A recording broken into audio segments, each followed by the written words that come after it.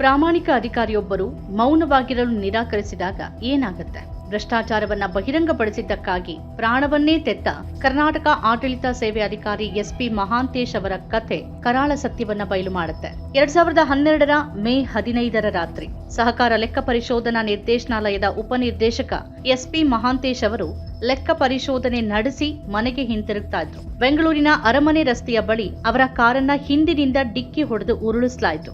ನಂತರ ಅವರನ್ನ ಎಳ್ಕೊಂಡು ಹೋಗಿ ರಾಡ್ಗಳು ಮತ್ತು ಕ್ರಿಕೆಟ್ ಸ್ಟಂಪ್ಗಳಿಂದ ಕ್ರೂರವಾಗಿ ಹಲ್ಲೆ ಮಾಡಲಾಯಿತು. 5 ದಿನಗಳ ನಂತರ 2012 ಮೇ 20ರಂದು ಅವರ ವಿವಾಹ ವಾರ್ಷಿಕೋತ್ಸವದ 1 ದಿನದ ನಂತರ ಮಹಾಂತೇಶ್ ಸಾವನ್ನಪ್ಪಿದ್ರು.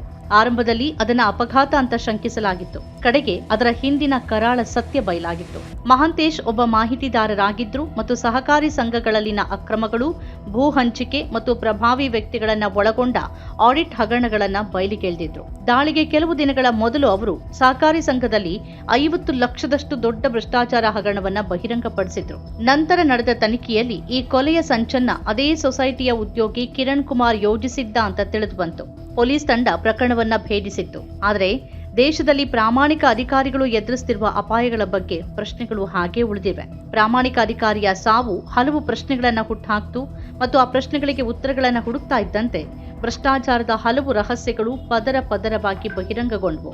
ಎಸ್ಪಿ ಮಹಾಂತೇಶ್ ಯಾರು? 2012 ಮೇ 15ರಂದು ಅವರು ಕಚೇರಿಯಲ್ಲಿ ಯಾವ ಫೈಲ್ ಅನ್ನ ಪರಿಶೀಲಿಸ್ತಾ ಇದ್ರು? ಅದೇ ಕಡೆಗೆ ಅವರ ಸಾವಿಗೆ ಕಾರಣ ಆಯ್ತಾ?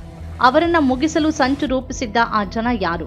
1990ರ ದಶಕದಲ್ಲಿ ಕರ್ನಾಟಕ ಸಹಕಾರಿ ಲೆಕ್ಕ ಪರಿಶೋಧನಾ ಸೇವೆಗಳ ಪರೀಕ್ಷೆಯಲ್ಲಿ ಉತ್ತೀರ್ಣರಾದ ಎಸ್ಪಿ ಮಹಾಂತೇಶ್ ಉಪನಿರ್ದೇಶಕರಾಗಿ ಮೊದಲು ನೇಮಕಗೊಂಡಿದ್ದು ದಾವಣಗೆರೆಯಲ್ಲಿ. ಅಂದಿನಿಂದ ಅವರು ಭ್ರಷ್ಟಾಚಾರವನ್ನ ಬಹಿರಂಗಪಡಿಸುವ ಕೆಲಸದಲ್ಲಿ ನಿರತರಾಗಿದ್ರು. ವರದಿಗಳು ಹೇಳೋ ಪ್ರಕಾರ ಅವರು ಭ್ರಷ್ಟ ಅಧಿಕಾರಿಗಳೊಂದಿಗೆ ಸಹಕರಿಸಲು ನಿರಾಕರಿಸಿದಾಗ ಶತ್ರುಗಳು ಹುಟ್ಟುಕೊಂಡ್ರು. ಕೆಲವು ಫೈಲ್ಗಳ ಕ್ಲಿಯರೆನ್ಸ್ಗೆ ಅವರನ್ನ ಕೇಳಲಾಯಿತು, ಆದರೆ ಅವರು ಒಪ್ಪಲಿಲ್ಲ. ಕೆಲವು ದುಷ್ಕರ್ಮಿಗಳು ಅವರನ್ನ 2 ದಿನಗಳ ಕಾಲ ಕೋಣೆಯಲ್ಲಿ ಬಂಧಿಸಿ ಥಳಿಸಿದ್ರು.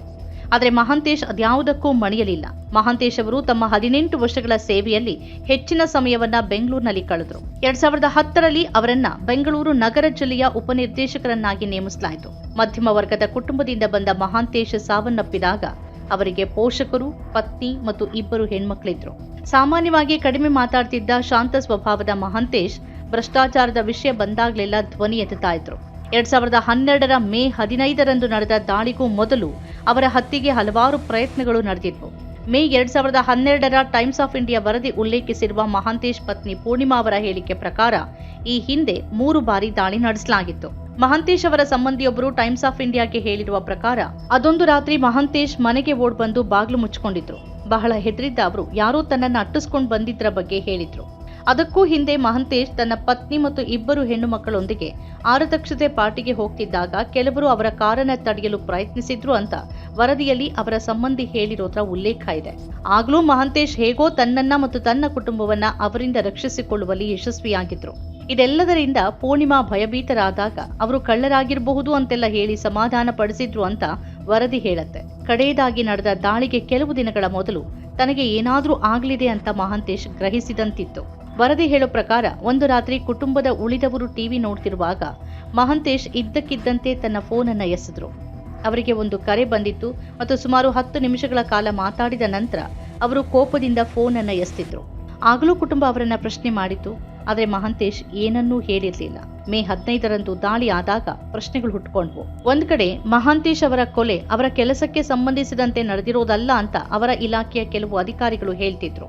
ಅದು ವೈಯಕ್ತಿಕ ಕಾರಣಗಳಿಂದ ಆಗಿರಬಹುದು ಅಂತ ಹೇಳ್ತಾ ಇದ್ರು. ಮತ್ತೊಂದು ಕಡೆ ಮಹಾಂತೇಶ್ ಅವರ ತಂದೆ ವೃತ್ತಿಪರ ಪೈಪೋಟಿಯಿಂದಾಗಿ ಮಹಾಂತೇಶ್ ಅವರ ಮೇಲೆ ಹಲ್ಲೆ ನಡೆದಿದೆ ಅಂತ ಹೇಳ್ತಾನೆ ಇದ್ರು. ವರದಿಯಲ್ಲಿ ಉಲ್ಲೇಖಿಸಲಾದ ಸಂಬಂಧಿಗಳ ಹೇಳಿಕೆ ಪ್ರಕಾರ ಮಹಾಂತೇಶ್ ಅವರಿಗೆ ಯಾವುದೇ ವೈಯಕ್ತಿಕ ಶತ್ರುಗಳಿರಲಿಲ್ಲ. ಅವರ ಮೇಲಿನ ದಾಳಿ ಅವರ ತನಿಖೆ ಮತ್ತು ಲೆಕ್ಕ ಪರಿಶೋಧನೆಗೆ ನೇರವಾಗಿ ಸಂಬಂಧಿಸಿದೆ ಅನ್ನೋದು ಸಂಬಂಧಿಗಳ ದೃಢ ಹೇಳಿಕೆಯಾಗಿತ್ತು. ಮಹಾಂತೇಶ್ ಚಿಕಿತ್ಸೆ ಪಡೆದಿದ್ದ ಆಸ್ಪತ್ರೆಯ ನರಶಸ್ತ್ರ ಚಿಕಿತ್ಸಕರು ತಮ್ಮ ಅಧಿಕೃತ ಹೇಳಿಕೆಯಲ್ಲಿ ಮಹಾಂತೇಶ್ ಅವರ ತಲೆಗೆ ಆಗಿರುವ ಗಾಯಗಳು ಆಕಸ್ಮಿಕವಲ್ಲ, ಉದ್ದೇಶಪೂರ್ವಕ ದಾಳಿ ಅಂತ ಸೂಚಿಸುತ್ತೆ ಅಂತ ಹೇಳಿದ್ರು. ಕುಟುಂಬದವರ ಹೇಳಿಕೆಗಳು ಮತ್ತು ವೈದ್ಯರ ಹೇಳಿಕೆ ಮಹಾಂತೇಶ್ ಹತ್ಯೆಯ ಹಿಂದೆ ಏನೋ ಉದ್ದೇಶ ಇದೆ ಅಂತ ಸೂಚಿಸಿದ್ವು. ಪೊಲೀಸರು ತನಿಖೆಯನ್ನ ತೀವ್ರಗೊಳಿಸಿದ್ರು. ಮಹಾಂತೇಶ್ ಹತ್ಯೆ ಭೇದಿಸುವಲ್ಲಿ 4 IPS ಅಧಿಕಾರಿಗಳು, 2 ACPಗಳು, 16 ಮಂದಿ ಪೊಲೀಸ್ ಇನ್ಸ್ಪೆಕ್ಟರ್ಗಳು ಇದ್ರು ಅಂತ ಬೆಂಗಳೂರು ಮಿರರ್ ವರದಿ ಹೇಳುತ್ತೆ. ಬೆಂಗಳೂರು ಮಿರರ್ ವರದಿ ಪ್ರಕಾರ ಮಹಾಂತೇಶ್ ಹತ್ಯೆಯನ್ನ ಹೈಕೋರ್ಟ್ ಸ್ವಯಂ ಪ್ರೇರಿತವಾಗಿ ಪರಿಗಣಿಸಿ ನಿಗದಿತ ಸಮಯದ ಒಳಗೆ ವರದಿ ಸಲ್ಲಿಸುವಂತೆ ತನಿಖಾಧಿಕಾರಿಗಳಿಗೆ ನಿರ್ದೇಶಿಸಿತ್ತು. ಸುಮಾರು 1 ತಿಂಗಳ ನಂತರ ಪೊಲೀಸರು ಈ ಪ್ರಕರಣದಲ್ಲಿ 4 ಬಂಧಿಸಿದ್ರು. 2012 ಜೂನ್ 8 ಇಂಡಿಯಾ ಟುಡೇ ವರದಿ ಪ್ರಕಾರ ಮಹಾಂತೇಶ್ ಹತ್ಯೆಯ ಹಿಂದಿನ ಮಾಸ್ಟರ್ ಮೈಂಡ್ ವೃತ್ತಿಯಲ್ಲಿ ಕ್ಯಾಷಿಯರ್ ಆಗಿದ್ದ ಕಿರಣ್ ಕುಮಾರ್ ಆಗಿದ್ದ ಅನ್ನೋದನ್ನ ಪೊಲೀಸರು ಬಹಿರಂಗಪಡಿಸಿದ್ರು. ಆತ ನಗರ ಕ್ರೆಡಿಟ್ ಕೋಆಪರೇಟಿವ್ ಸೊಸೈಟಿಯಲ್ಲಿ ಅಕೌಂಟೆಂಟ್ ಆಗಿದ್ದ. ಮದ್ಯ, ಮಹಿಳೆಯರು ಮತ್ತು ಜೂಜಾಟದ ವ್ಯಸನಿಯಾಗಿದ್ದ ಕಿರಣ್ ಕುಮಾರ್ ಅದಕ್ಕಾಗಿ ಇಲಾಖೆಯ ಹಣವನ್ನು ದುರುಪಯೋಗ ಪಡಿಸಿಕೊಂಡಿದ್ದ ಅಂತ ವರದಿ ಹೇಳುತ್ತೆ. 50 ಲಕ್ಷಕ್ಕೂ ಹೆಚ್ಚು ಹಣವನ್ನ ಆತ ದುರುಪಯೋಗ ಪಡಿಸಿಕೊಂಡಿದ್ದ ಅಂತ ಆರೋಪ ಮಾಡಲಾಗಿದೆ. ಇದಕ್ಕಾಗಿ ಸಿಕ್ಕಿ ಬೀಳುವ ಭಯದಲ್ಲಿದ್ದ ಆತ ತನ್ನ ಕೆಲ ಸ್ನೇಹಿತರೊಡನೆ ಸೇರಿ ಮಹಾಂತೇಶ್ ಅವರ ಮೇಲೆ ದಾಳಿಗೆ ನಿರ್ಧರಿಸಿದ. ಅವತ್ತು ರಾತ್ರಿ 2 ಬಾರಿ ದಾಳಿಗೆ ಯತ್ನಿಸಿ 2ನೇ ಯತ್ನದಲ್ಲಿ ಉದ್ದೇಶ ಸಾಧಿಸಲಾಗಿತ್ತು. ದಾಳಿಗೆ ಸುಮಾರು 1 ವಾರದ ಮೊದಲು ಮಹಾಂತೇಶ್ ಅವರು ಸಂಘದ ಲೆಕ್ಕ ಪರಿಶೋಧನಾ ವರದಿಯ ಪ್ರತಿಯನ್ನ ದಿ ಹಿಂದೂಗೆ ಒದಗಿಸಿದ್ರು. ಅದು ಭೂ ಖರೀದಿ, ವಿನ್ಯಾಸ ಯೋಜನೆ ಮತ್ತು ನಿವೇಶನ ಹಂಚಿಕೆಯಲ್ಲಿ ಹಲವಾರು ದೋಷಗಳು ಮತ್ತು ವ್ಯತ್ಯಾಸಗಳನ್ನ ಬಹಿರಂಗಪಡಿಸಿತ್ತು. ಈ ಘಟನೆಗೆ 1 ವರ್ಷದ ಮೊದಲು ಕೂಡ ಮಹಾಂತೇಶ್ ಅವರು ನ್ಯಾಯಾಂಗ ನೌಕರರ ವಸತಿ ಕಟ್ಟಡ ಸಹಕಾರ ಸಂಘದ ಬಡಾವಣೆಯಲ್ಲಿ ಭೂ ಹಂಚಿಕೆಯಲ್ಲಿನ ಅಕ್ರಮಗಳನ್ನ ಬಯಲಿಗೆಳೆದಿದ್ರು.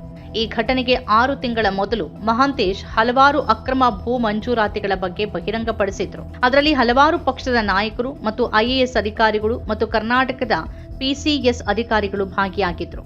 ಆದರೆ ಅಂತಿಮವಾಗಿ ಆ ಪ್ರಾಮಾಣಿಕ ಅಧಿಕಾರಿ ತನ್ನ ಪ್ರಾಣವನ್ನೇ ತೆತ್ತರು. ನಮ್ಮ ಕಾರ್ಯಕ್ರಮಗಳನ್ನ ನೀವು ನೋಡ್ತಾ ಇದ್ರೆ ನಮ್ಮ ಚಾನೆಲ್ ಅನ್ನ ಸಬ್ಸ್ಕ್ರೈಬ್ ಮಾಡಿ, ಪಕ್ಕದ ಬೆಲ್ ಐಕಾನ್ ಒತ್ತಿ ನಮ್ಮನ್ನ ಬೆಂಬಲಿಸಿ. ಹಾಗೆ ನಮ್ಮ ಕಾರ್ಯಕ್ರಮಗಳನ್ನ ಲೈಕ್ ಮಾಡಿ, ಕಮೆಂಟ್ ಮಾಡಿ, ಅದನ್ನ ಬೇರೆಯವರಿಗೂ ವಾಟ್ಸ್ಆಪ್ ಮೂಲಕ ಶೇರ್ ಮಾಡಿ. ನೀವು ಹೀಗೆ ಮಾಡಿದಾಗ ನಮ್ಮ ಚಾನೆಲ್ ಮತ್ತಷ್ಟು ಜನರಿಗೆ ತಲುಪಲು ನೀವು ನಮ್ಮೊಂದಿಗೆ ಸಹಕರಿಸಿದ ಹಾಗಾಗುತ್ತೆ. ಇದು ನೀವು ಯಾವುದೇ ಖರ್ಚಿಲ್ಲದೆ ಕೆಲವೇ ಸೆಕೆಂಡುಗಳಲ್ಲಿ ನೀಡಬಹುದಾದ ಸಹಕಾರ. ಧನ್ಯವಾದಗಳು.